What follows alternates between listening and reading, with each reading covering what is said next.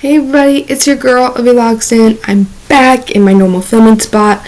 No, I'm not in a library. Let's keep that a big secret. But today, I'm reading Chapter 7/Episode 7, The Spy in the Shadows. Okay. In Stone Circle, Alice, an air fairy, is using electricity balls to stun Bloom, while Professor Avalon talks about magic. Your emotions are a tool. Nothing more, nothing less. They're a power source. You've been told to control them. That isn't always the best option, suggested Avalon, as Bloom let her fire ignite in her hand, but Alice stunned her before Bloom used her fire. In combat, you need to rely on instinct. You need to let go.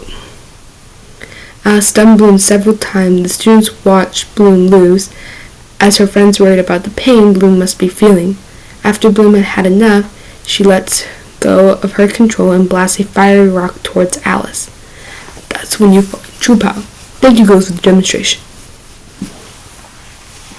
Any question? Flora raises her hand. Yes, Flora, said Avalon, allowing Flora to speak. So, convergence magic. It's supposed to connect you to other powers. Earth fairies are connected to living things. How can convergence magic help in that situation? You can feel how plants communicate to you, but you might need help from a wine fairy or a powerful nature fairy so that you don't give too much life.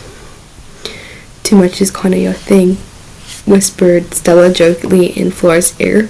Techna raises her hand and is given the go-ahead to speak, asking, what about empaths and telepaths fairies? How is convergence magic?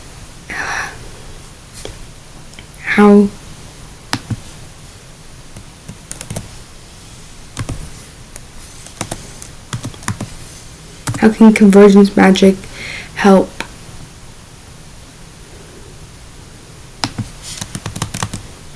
those types of fairies? Empaths and telepaths are exposed microphones on a windy peak, but if an empath and telepath combine their powers, they might be able to focus on one voice or emotion in one direction, narrowing the field. If there are no more questions, then that will be all for today. Everyone left the stone circle except for Bloom. She wanted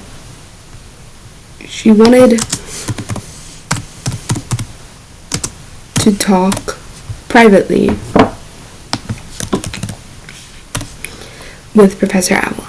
I have a question, said Bloom. After being given the go-ahead, Bloom continued. Are there other ways to combine fairy magic through simpler ways? Ways that could even bring a fairy's ability back if they lost it? There are. Why don't you come by my office tomorrow? I'll show you an example. I was going to have a class session on this, but I hesitated because this relic is very rare, and usually is in the Royal Archives, so one-on-one conversations just makes it easier for me, explained Avalon. Okay, I'll see you tomorrow then, said Bloom as she and her friends left the stone circle. Meanwhile, the specialists trained with homing arrows. Hellier, Riven, and Timmy and Brandon talk while practicing. So, Brandon, how was your day with Stella? Asked Timmy as he shot arrows, hitting some of the target. It was great. I think my daughter really likes Stella. I feel bad for Sky though, replied Brandon as he hit only a couple targets. Ellie, I heard you hung out with Flora yesterday. I did, but I think she's nervous around me, said Hellier as he missed the target he aimed for. That can happen for both boys and girls, commented Timmy as he looked at Riven, who was missing all the targets. For homing arrows, these suck, said Riven, trying to avoid eye contact with Timmy, who noticed what Riven was doing. Timmy launched his arrows and hit every target. What was that, Riven? Questioned Timmy. Show off, commented Brandon. In the hallway, Flora and Aisha talk amongst themselves. Aisha receives a text from Naboo asking if she's free. Who's that? Asked Flora curiously. Just a guy I met at the banquet, answered Aisha as she put her phone in her pocket, not responding. Oh my gosh, you're not going to respond? You're killing me. My life is like a pie chart. I only have room for someone. No, you're not doing this. Do not use your goals as an excuse. This is deeper than that, said Flora, cutting off Aisha. Look, I don't like to do things I'm not good at, and I'm not good at this stuff. Neither am I or anyone else. It's just, I've never been with a guy, like, at all, ever. It's mainly because I'm engaged, but it's because I also want to please my parents. And I know some things just happen naturally, but what if they don't? What if I end up making sacrifices for something I'm going to fail at? Or was something that's going to end up hurting me? Hey, you want to protect yourself. I totally get that. But trust me, falling for someone is not something to protect yourself from. Aisha, we are designed to fall in love. Our bodies release hormones when our gut bacteria is compatible. How crazy is that? And yet, we still resist. Why? To avoid getting hurt, to maintain some illusion of control. Losing control is the best part. And yes, it'll probably end. When it does, it could be the worst feeling ever. But that's life too. Don't push life away, explained Flora. How can you say those things when you haven't even admitted your own feelings for Helia? Questioned Aisha as she waited for Flora to respond, but she didn't. That's what I thought. Aisha walked away, leaving Flora alone. Late at day, Bloom hangs out with Sky in her bedroom. How was training today? Oh, boy, was really in the mood, answered Sky. Well, maybe it's not bad to stay active, keep your mind off things. Maybe. Anyway, I heard you'll have a after-class meeting with Professor Avalon tomorrow. I hope it goes well, said Sky, avoiding the conversation about specialist training. Yeah, I hope it goes well too. Maybe it'll be beneficial to defeating Lord Darkar. Well, you could ask Professor Avalon if he knows the history of Lord Darkar, suggested Sky. I could, but I could also ask Headmistress Dowling or any other higher person if they know the history. Just think, you could ask my dad. You remember my dad, right? Of course I remember. Wait, because of the dinner. The only memorable thing that happened at my house that day. Guess Sky is even closer to Bloom. I guess the arguing was a close second. Bloom chuckled after hearing what Sky said. Seriously? Questioned Bloom, knowing that Sky was forgetting something. Wait, did something happen between us? I honestly, I can't remember, said Sky as he began kissing Bloom. Seems familiar. I have to juggle my memory more. Sky continues kissing Bloom, but eventually Bloom stopped because she realized Sky was avoiding what really happened that day at his house. You can't keep ignoring what happened with King Randor by focusing on me. Are you sure? Said Sky as he kissed Bloom again. Bloom just looks at Sky, wanting him to be honest with her. I've got to run. Guard duty. Sky leaves the room and Bloom walks out. She joins Flora on the couch. How's he doing? Not fine, no matter how much he pretends. Does Helia do that? The whole I'm fine act. Honestly, I'm probably more closed off than he is, answered Flora. Where's he been lately? Questioned Bloom, knowing that Flora wasn't being open about her feelings with Helia.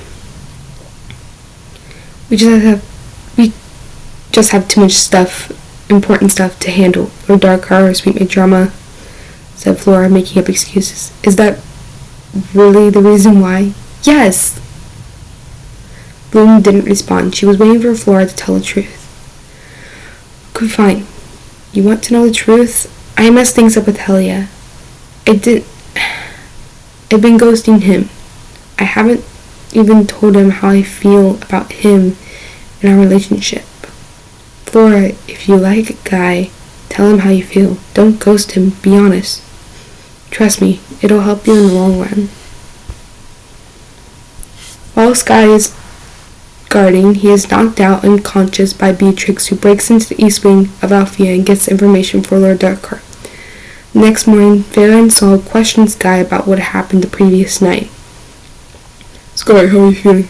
I'm a little tired from my shift, but I'm okay. What's going on?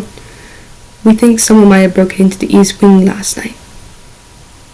My office was jimmied, and the files were out of place. Files that contain troop movements and assets list.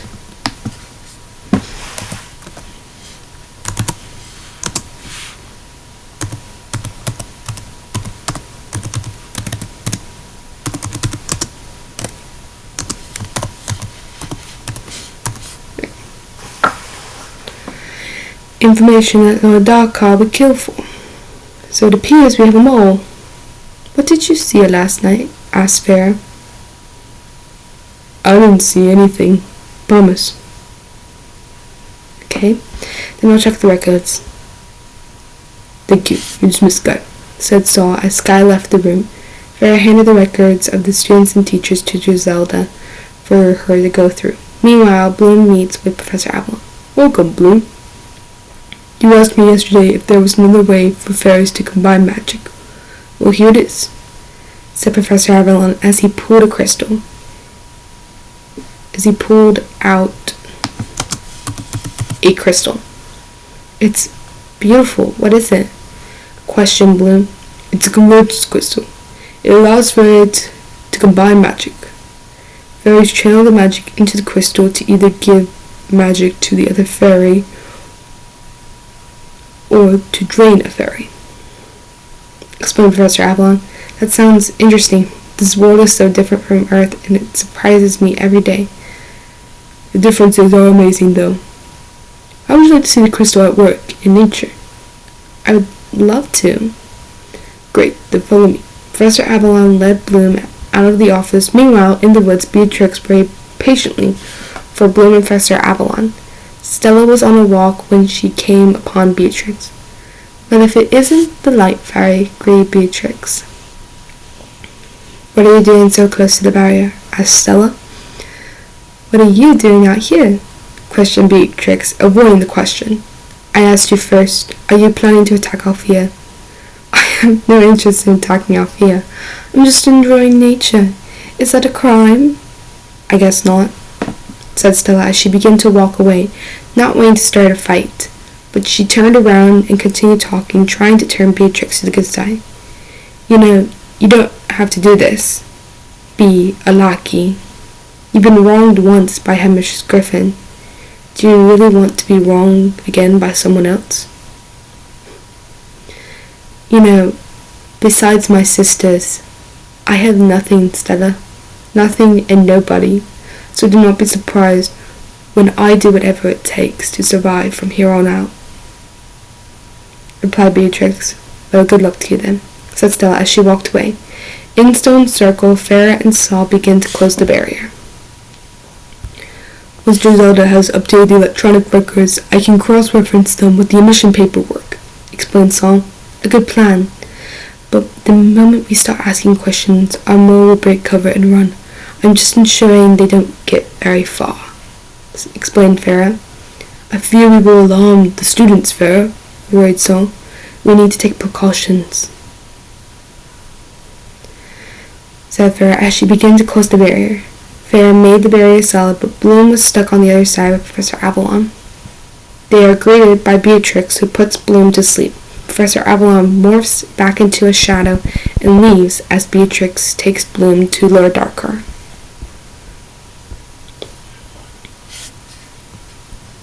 Okay, so tomorrow I will be reading Chapter 8/Episode 8, The Side of Good or Bad. That is all I have for you guys today. Bye!